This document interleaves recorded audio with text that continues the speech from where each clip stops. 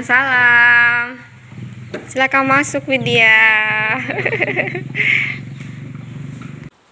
Ayo, silakan duduk Widya ya. Iya, Bu. Bagaimana? Sudah nyaman duduknya nih? Udah, Bu, udah. Oke, baik. Mari kita mulai ya. Bisa dimulai ya kan? Bisa. Dari mana ya tadi? Dari rumah ya? Iya. Gimana kabarnya, sehat aja kan? Keluarga juga sehat? Alhamdulillah sehat, Bu. Sebelumnya Widya udah pernah mengikuti konseling? Belum pernah, Bu. Belum pernah, sama sekali belum pernah. Belum. Baik, Ibu akan menjelaskan ya apa itu konseling. Itu adalah proses bantuan yang diberikan konselor Ibu kepada konseling yang bermuara teratasinya masalah konseling untuk klien ya. Jadi tujuannya itu untuk memandirikan klien itu sendiri ya. Jadi bentuk konseling itu ya seperti ini, saling berhadapan-hadapan. Sampai di situ Widya mengerti? Insya Allah dipahami, Bu. Tapi masalahnya, Bu, saya ingin rahasia saya ini tidak diketahui oleh siapapun, Bu. Oke, jadi Widya takut Ibu membocorkan permasalahan Widya ya. Iya, Bu. Tenang aja, dalam proses konseling itu ada namanya asas kerahasiaan ya. Jadi yang dimana Ibu tidak akan membocorkan rahasia itu kepada orang lain. Jadi Widya jangan sungkan-sungkan, cerita sama Ibu aja ya. Maksudnya jangan takut, luapkan aja apa yang Widya rasakan. Bisa dipahami Widya? Insya Allah bisa, Bu. Kita kan sama Ibu. Iya, Bu. Oke, jadi apa nih yang dia mau ceritakan ke Ibu? Jadi begini, Bu. Kemarin saya dipanggil ke kantor sekolah, Bu. Iya. Karena saya sering telat sekolah, Bu. Dan di kantor guru itu saya ketemu sama guru matematikaku, Bu. Guru matematika saya bertanya, Bu, kenapa akhir-akhir ini nilai saya turun, Bu? Begitu. Iya, Bu. Memangnya nilai matematika Widya sebelumnya berapa? Sebelumnya 90, Bu, tapi sekarang sudah 70. Lumayan menurun juga Widya ya? Iya, Itu Bu. kenapa kok bisa sampai menurun begitu? Masalahnya saya kurang belajar, Bu. Oh begitu, kurang belajar. Tapi soalnya Widya tahu kan kalau misal kurang belajar itu membuat Widya nilainya menurun. Iya, Bu, saya tahu. Terus kenapa Widya jarang belajar kalau Widya sudah tahu? Saya tinggal sama bibi saya, Bu. Jadi setiap hari saya cuci piring, kemas rumah, cuci baju, masak, sehingga saya lupa ada tugas, Bu. Oh gitu. Jadi sebelum itu Ibu mau tanya nih, itu bibi yang dari keluarga siapa tuh? Belah bapak atau ibu Widya? Dari bapak, Bu. Emangnya Kak Widya pulang sekolah jam berapa tuh? Jam 11, Bu. Oh jam 11 sudah pulang ya? Iya. Lalu kenapa Widya nggak langsung ngerjain tugas Widya? Tidak bisa, Bu, karena harus mengerjakan tugas rumah dulu, Bu. Oh harus mengerjakan tugas rumah dulu baru buat tugas. Iya, Bu. Dan kalau saya sudah bekerja, saya merasa capek, Bu. Penat Dan ya? penat. Setelah penat tuh saya langsung istirahat, Bu. Iya. Jadi waktu belajar saya itu digunakan untuk istirahat, Bu. Gitu. Jadi nggak ada waktu luang untuk belajar lagi ya, karena Widya sudah merasa penat sekali badannya. Kalau boleh Ibu tahu nih, di rumah Bibi selain sama Widya ada sama siapa aja di situ? Sama anaknya, Bu. Sama anaknya. Berapa emangnya anaknya tuh? Satu. Itu anak bibinya udah besar atau masih kecil? Agak lumayan besar, Bu. Emang kelas berapa tuh besarnya? Kelas 6 SD. Kelas 6 SD. Jadi kalau misal Widya bantu bibi nih, apa anak Widya tuh tidak mau bantu Widya? Tidak, Bu. Sebenarnya saya maunya juga dibantu gitu, Bu. Ya, Widya maunya dibantu biar merasa nggak terbebani kali ya, jadi nggak penat ketika belajar. Iya, Bu. Ada waktu untuk belajar gitu sebenarnya. Ya, Bu. Kadang saya suka pusing, Bu. Bibi itu suka marah-marah, nyinggung-nyinggung saya. Padahal saya selalu mengerjakan apa yang dia suruh, Bu. Ya, Ibu mengerti apa yang dia rasakan. Ya, dia sudah mengerjakan tapi masih aja dimarah-marah. Emang Kenapa tuh marahnya? Kenapa? Pasti ada sebabnya. Jadi gini Bu, rumahnya tuh berserak gitu Bu. Oh. Jadi bibi saya marah. Padahal saya sudah membersihkannya Bu.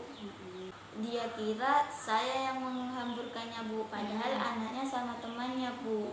Oh, jadi sebenarnya yang berserak-serakan tempat tuh anaknya. Iya Bu. Tapi dia marahnya ke Widya. Ya, ibu mengerti apa yang Widya rasakan. Tapi Widya nggak ngomong sama bibi Widya kalau itu bukan Widya yang buat jadi kotor rumahnya.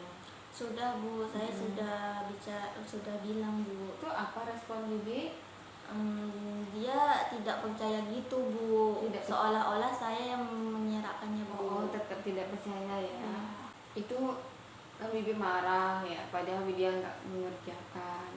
Maksudnya nggak mengotorkan tempat itu bagaimana perasaan dia? Perasaan saya sedih Bu, karena bukan saya yang menghamburkannya Bu. Tadi Widya juga sudah cerita sama ibu bahwasanya nilai Widya itu rendah karena Widya jarang belajar, malas belajar, dikarenakan lebih mementingkan pekerjaan rumah. Jadi kalau sebenarnya ibu tanggap nih bahwasanya sebenarnya Widya itu tidak nyaman tinggal di rumah sama bibi. Benar begitu? Benar Bu.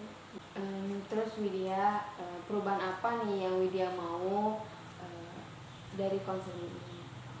Saya mau Bu, bibi saya itu memikirkan saya Bu, bahwasanya saya itu seorang pelajar dan ada waktu untuk belajar Bu. Betul. Oh begitu. Jadi itu yang Widya inginkan, itu keputusan Widya yang Widya mau. Iya Bu. Tadi Widya juga sudah cerita bahwasanya bibi Widya suka marah-marah dan dia tidak percaya apa yang Widya katakan.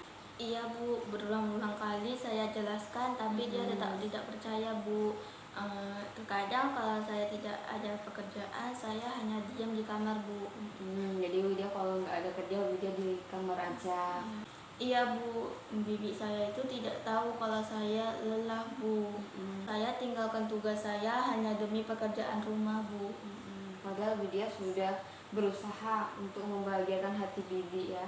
Tapi bibi Widya tetap aja masih tidak menghargai apa yang Widya kerjakan. Saya kadang berandai-andai Bu, jika saya tidak tinggal di rumah bibi saya pasti tidak menurun pelajarannya Bu. Terkadang saya pengen Bu keluar dari situ, tapi saya takut risikonya besar Bu. Resiko ke orang tua Widya. Iya, jadi saya bingung Bu, harus bagaimana lagi Bu. Ya, ibu mengerti apa yang Widya rasakan. Kalau begitu, ibu simpulkan dulu ya, biar jelas pembicaraan kita. Bahwasanya kita sudah sampai 2 hal. Yang pertama, tekad Widya keluar dari rumah itu sangat besar ya. Yang kedua, masih ada hambatan kalau Widya keluar nanti terjadi konflik antara bibi dan orang tua Widya. Benar begitu Widya? Iya Bu. Terus kalau misal Widya kena marah bibi tadi kan, itu apa yang Widya lakukan? Saya sering cerita ke sepupu saya Bu. Terus kata sepupu saya, mungkin bibi saya ada lagi masalah. Terus dilampiaskan kepada saya Bu. Padahal saya selalu mengeluh Bu, kenapa Allah memberi saya ujian seberat ini Bu. Jadi Widya merasa kenapalah Allah memberikan cobaan Widya seberat ini. Tapi sebenarnya pernah baca Al-Quran kan, bahwasanya Allah memberikan cobaan itu kepada hamba-hambanya yang sanggup menerima cobaan itu. Jadi ibu yakin pasti Widya bisa melewati itu semua. Iya Bu, tapi saya tidak nyaman Bu. Oh begitu, Widya tidak nyaman. Tidak nyamannya gimana tuh, kenapa? Tidak nyaman sama sifat bibi saya Bu.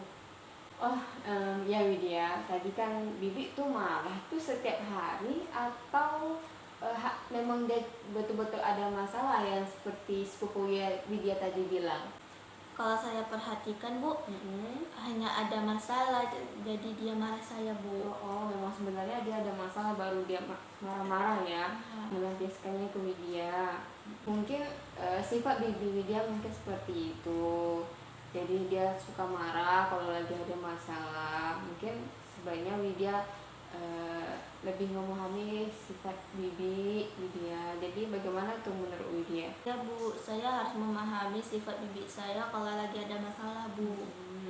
Kalau Widya pindah dari tempat Bibi Widya, berarti Widya harus cari tempat baru lagi, itu bagaimana? Iya juga ya Bu.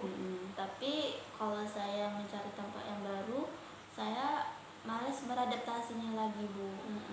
Jadi di antara dua pilihan nih ya, kalau misal Widya pindah, berarti Widya harus mencari kos baru, bayar sendiri ya kan. Kalau yang kedua, kalau dia masih tinggal di rumah Bibi, berarti Widya harus memahami sifat Bibi. Jadi Widya pilih yang mana nih?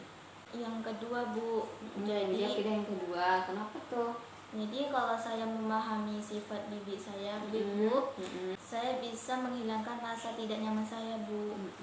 Jadi Widya pilih yang kedua ya. Bu. Widya lebih baik memahami sifat Bibi nih ya, daripada mencari tempat baru yang kita belum tahu kedepannya bagaimana, ya kan? Jadi mulai kapan nih Widya mau memahami sifat Bibi, maksudnya biar Widya nyaman tinggal di rumah Bibi? Insya Allah mulai besok, Bu.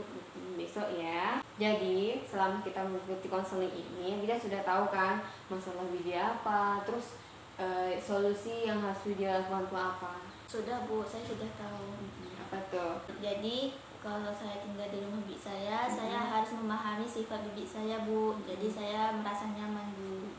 Karena dia emang kayak gitu kalau ada lagi masalah, Bu. Jadi Widya sudah tahu ya, Widya juga sudah mengerti bahwa memang sifat Bibi itu seperti itu. Jadi kita sebagai adiknya atau keponakannya itu lebih memahami, mana tahu dia ada masalah yang banyak dipikirkannya. Ya, Bu. Jadi bagaimana nih perasaan Widya saat ini? Sudah nyaman?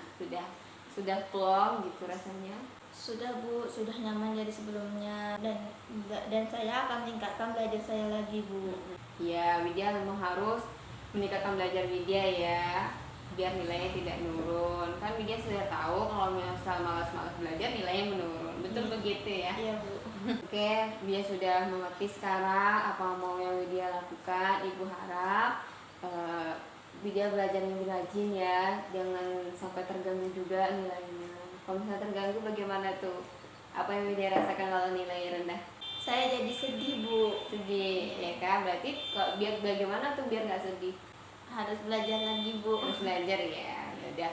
Berarti mungkin waktu kita sudah sampai sini aja, sudah habis. Ibu harap Widya mengerti. Sudah tenang kan sekarang? Makasih, Bu, udah mau dengerin cerita Widya, Bu. Sama-sama Widya, nggak apa-apa. Nanti kalau misal ada sesuatu yang masih Widya ganjalkan, cerita aja ke Ibu. Ibu akan terbuka, ya kan? Iya, Bu. Makasih ya, Bu. Saya pamit dulu, Bu. Iya, hati-hati ya di jalan Widya. Iya, Bu. Ya.